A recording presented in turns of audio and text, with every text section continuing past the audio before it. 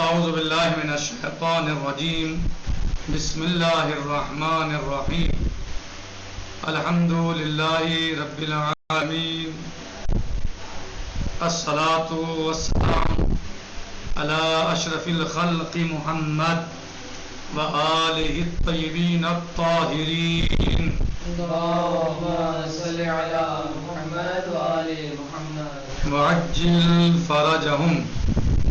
کتاب لمحہ میں ہماری بحث اور گفتگو چل رہی ہے تیمم کے بیان میں۔ گزشتہ دروس میں ہم نے بہت ساری باتیں بیان کی اور آخری درس میں ہماری بحث اور گفتگو نیت کے بارے میں تھی، اور اب اس کو تمام کرنے کے بعد یہ بتانے کے بعد کہ نیت میں کیا واجب ہے، مثلا واجب ہے استباحت کی نیت ہونا ان چیزوں کے لیے جن میں طہارت شرط ہے، والوجہ وغیرہ۔ پھر بتایا تھا کہ قصد قربت کی نیت کرنا ضروری ہے، نیت میں قربت ہونا ضروری ہے۔ اس کی وجہ بتائی تھی کہ کوئی شک نہیں ہے کہ قربت کا اعتبار جو ہے وہ کیا گیا ہے ہر عبادت میں۔ کوئی عبادت بھی قصد قربت کے بغیر عبادت نہیں ہو سکتی، کیونکہ وہ محتاج ہے، یعنی عبادت محتاج ہے قصد قربت کی، تاکہ اس معمور بہ میں اخلاص اور خلوص متحقق ہو جائے۔ یہ ہماری گفتگو تھی گزشتہ درس میں، جس کو ہم نے بیان کیا تھا تفصیل کے ساتھ۔ اب ہم شروع کرتے ہیں۔ وَتَجِبُ فِيهِ الْمُوَالَاةُ، اور واجب ہے تیمم میں موالات۔ تیمم میں موالات بھی واجب ہے، جیسے نیت واجب ہے موالات بھی واجب ہے، موالات واجب ہے تیمم میں۔ بمعنی، کیا معنی ہے موالات کے؟ بمعنی، بے ایمانہ، المتابع بین افعالہ، یعنی افعال تیمم، افعال تیمم کے درمیان متابعت، یعنی ایک دوسرے کے فوراً دوسرا پہلے کے فوراً بعد، بغیر کسی فاصلے اور بغیر کسی تاخیر کے، یعنی یہ کے بعد دیگرے فوراً جو ہے فوراً انجام دینا، ایک کو دوسرے کو پہلے کے فوراً بعد انجام دینا۔ نام ایک فعل کو دوسرے فعل کو پہلے کے فوراً بعد انجام دینا بغیر کسی فاصلے کے، بحیث لا يعد مفرقا، اس اعتبار سے کہ مفرق شمار نہ ہو، یعنی فوراً انجام دیجیے۔ عرفاً، یعنی عرفاً ان میں تفرقہ شمار نہ ہو، یعنی یہ نہ کہا جائے کہ بھائی دیر کر دی ہے یا الگ الگ انجام دیا ہے، بلکہ یہ کیا فوراً دوسرا۔ وظاہر الاصحاب الاتفاق علی وجوبها، اور فقہائے امامیہ کے یہاں اس پر اتفاق نظر آتا ہے، اتفاق ہے کہ موالات واجب ہے۔ ظاہر الاصحاب یعنی اصحاب کے یہاں یہ بات ظاہر ہے، فقہائے امامیہ کے یہاں یہ لگتا ہے اور ان کے فتاووں سے ظاہر ہے کہ سب اس بات پر، اس کے واجب ہونے پر متفق ہیں۔ وجوب الموالات، کہ موالات کے واجب ہونے پر سب متفق ہیں، یعنی فقہائے امامیہ کا اس بات پر اجماع ہے۔ وَهَلْ يَبْطُلُ بِالْإِخْلَالِ بِهَا، اب سوال یہ ہے کہ کیا تیمم باطل ہو جائے گا اگر موالات چھوڑ دیں، خلل کر دیں، موالات کے ساتھ تیمم نہ کریں تو کیا تیمم باطل ہو جائے گا؟ او یا آسام، یا فقط یہ شخص متیمم بدون الموالات، یا فقط یہ گنہگار ہوگا، خاصتاً یہ فقط گنہگار ہے۔ یعنی وجہان، دو وجہ، کیا ہے؟ دو وجہ، کہ اگر دو وجہ کون سی ہیں؟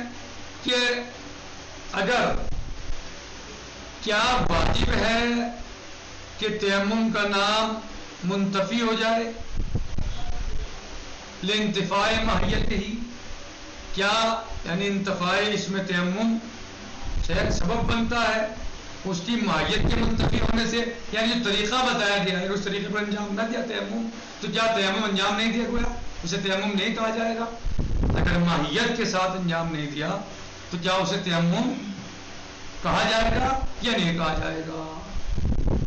اگر نہیں کہا جائے گا، اگر تیمم کا نام اس پر صادق ہی نہیں آئے گا ماہیت کے منتفی ہونے سے، تو تیمم باطل ہے۔ دو وجہ بتائی نا کہ اگر ماہیت کے منتفی ہونے سے تیمم کا نام منتفی ہو جائے تو ماہیت یعنی جو اس کے طریقہ بتایا گیا ہے، جو اس کی حالت ہے، جو اس کی ہیکل ہے، صحیح، تیمم کی کہ یہ کرو تو یہ کرو، پھر یہ کرو، ایسے کرو، ایسے کرو، صحیح، یہ سب جو بتایا گیا ہے، تو اگر اس کی آیا تیمم ماہیت کا نام ختم ہونے کے بعد بھی تیمم رہتا ہے یا تیمم نہیں رہتا؟ کیا ماہیت کے منتفی ہونے سے تیمم کا نام ختم ہو جائے گا، منتفی ہو جائے گا؟ اگر ایسا ہے تو پھر تیمم باطل ہے۔ لیکن اگر ایسا نہیں ہے، یعنی انتفاع ماہیت جو ہے وہ منتفی نہیں بن رہا ہے انتفاع اسم کے، تو پھر کیا ہے؟ تو پھر وہ شخص جو ہے وہ کیا کرے گا؟ گنہگار ہوگا۔ صحیح بات سمجھ میں آئی؟ بات سمجھ میں آ گئی؟ کہہ رہے ہیں کہ سوال یہ ہے کہ کیا موالات کے چھوڑنے سے تیمم باطل ہو جائے گا یا فقط گنہگار ہوگا؟ کہہ رہے ہیں کہ وجہان، اس میں دو وجہ۔ اگر ماہیت کے منتفی ہونے سے اس میں تیمم منتفی ہو جائے، صحیح، تو پھر جو ہے وہ تیمم باطل ہو جائے گا۔ اور اگر ماہیت کے منتفی ہونے سے یا چھوڑنے سے، ختم کرنے سے، تمام کرنے سے اس میں تیمم منتفی نہیں ہوتا بلکہ اس پہ تیمم کا نام صادق آتا ہے، اسے تیمم کہا جائے گا، تو پھر تیمم باطل نہیں ہے بلکہ یہ گنہگار ہے کہ اس نے ماہیت تیمم کو کما حق کہا انجام نہیں دیا۔ تو سوال، اس کا جواب سمجھ آ گیا۔ سوال کیا ہے کہ کیا تیمم باطل ہو جائے گا موالات کے چھوڑنے سے، ترک کرنے سے؟ تو انہوں نے جواب دیا کہ دو وجہ۔ پہلا سوال، پہلی وجہ یہ کہ اگر ماہیت تیمم منتفی ہونے سے اس میں تیمم منتفی ہو جاتا ہے تو پھر تیمم میں موالات چھوڑنے سے تیمم باطل ہو جائے گا۔ لیکن اگر ماہیت تیمم کے منتفی ہونے سے اس میں تیمم منتفی نہیں ہوتا بلکہ اس تیمم کہا جائے گا، تو پھر یہ تیمم باطل نہیں ہوا بلکہ یہ متیمم جو ہے یہ کیا ہے؟ آثم ہے، گنہگار ہے، عاصی ہے، خاطی ہے، عاصی ہے۔ وعلی القول بمراعات الضیق، یہ مطلق ہے۔ اور جو قول ہے کہ تنگی وقت کی رعایت کی جائے گی اس میں مطلقاً یظہر قوت الاول، پہلے والے میں قوت زیادہ ظاہر ہوتی ہے، لأنہ مع ضیق الوقت تجب الموالات فی التیمم، اس لیے کہ ضیق وقت میں تو موالات کا ہونا ضروری ہے۔ وَإِلَّا فَالْأَصْلُ يَقْتَضِي الصِّحَّةَ، اور نہیں تو پھر اصل کیا ہے کہ اصل اس بات کی مقتضی ہے کہ تیمم صحیح ہے۔ اصل کیا ہے کہ تیمم صحیح ہے، یعنی موالات چھوڑ بھی دے تو تیمم صحیح ہے۔ بس کہنے بھائی استحب نفض الیدین، وہ مستحب ہے کہ ہاتھوں کو جھاڑا جائے، یعنی تھوڑا سا ہلایا جائے، ہاتھ میں ہاتھ مار کے، ایسے نہیں ہاتھ میں ہاتھ پھیر کے نہیں، ہاتھ میں ہاتھ مار کے، نفس یہ نفس صحیح، ایسے نہیں تو جڑ مٹی ختم ہو جائے گی۔ بعد کل ضربہ، ہر ضربے کے بعد کیا کرے؟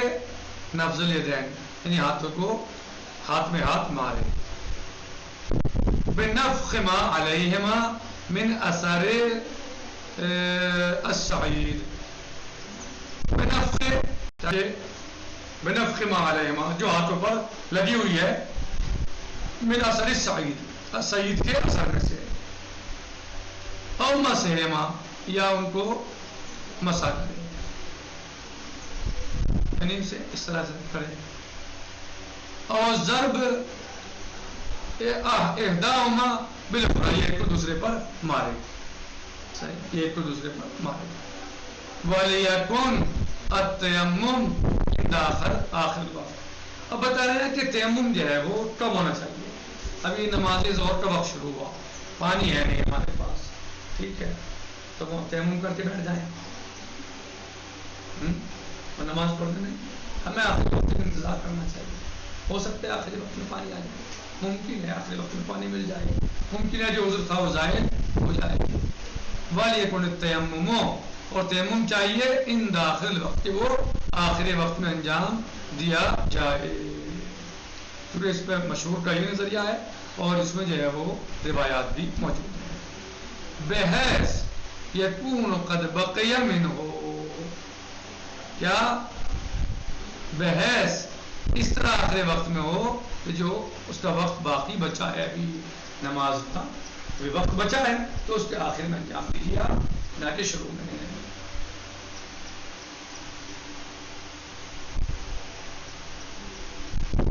مقدار و فعل ہی، آخری وقت کیا کہ بس اتنا مقدار میں وقت بچے کہ آپ اس فعل کو انجام دے سکو، تیمم کر کے نماز ادا کر سکو. جو فعل ہے جس کے لیے واجب ہے تیمم کرنا، اس کو مثلا انجام دے سکو.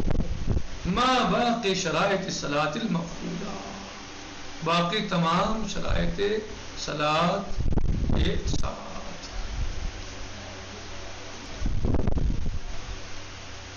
والصلاۃ التامۃ الافعال علما او ظنا، اور نماز جو ہے وہ تامۃ الافعال ہونی چاہیے، یعنی اتنا وقت باقی رہے، اتنے وقت کا آپ کیجیے کہ آپ تیمم کر سکیں، نماز کو اچھے طریقے سے تامۃ الافعال کے ساتھ، یعنی اس کے تمام افعال کے ساتھ جو واجبات ہیں ان سب کے ساتھ انجام دے سکیں.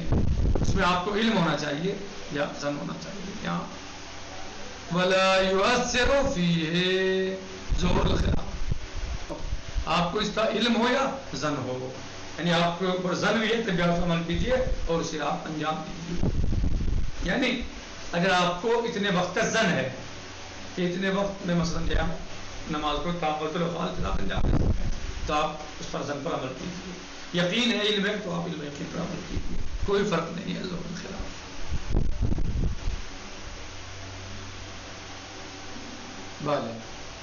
لیکن بعد میں وقت ہے اور ظہور خلاف کا اس میں کوئی اثر نہیں ہوگا. یعنی اگر کوئی ظاہر خلاف ظاہر بعد میں واقع ہو تو اثر نہیں ہوگا، کیونکہ عمل کس پر کیا جاتا ہے؟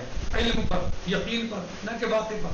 بہت ساری چیزیں ہماری ہم کہیں پہ عمل کرتے ہیں علم اور یقین پر، بولو واقع کے خلاف ہو، صحیح، بہت ساری چیزیں ایسے عمل کرتے ہیں علم پر بولو واقع کے خلاف بھی کیوں نہ ہو.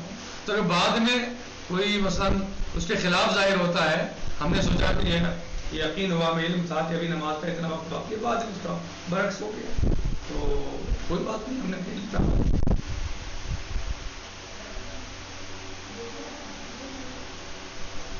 امید کرتا ہوں کہ آپ سمجھ گئے ہوں گے اور یہیں پر جو ہے ہم آج کا درس روک دیتے ہیں. انشاءاللہ باقی کل آئے گا. والحمدللہ رب العالمین، والسلام علیکم ورحمۃ اللہ تعالی وبرکاتہ. فی امان اللہ. خدا حافظ. مطالعہ، مباحثہ، مراجعہ، اور اگر اس کے باوجود بھی کچھ رہ جائے سمجھنے سے ہم آپ کی خدمت میں حاضر ہیں. فی امان اللہ.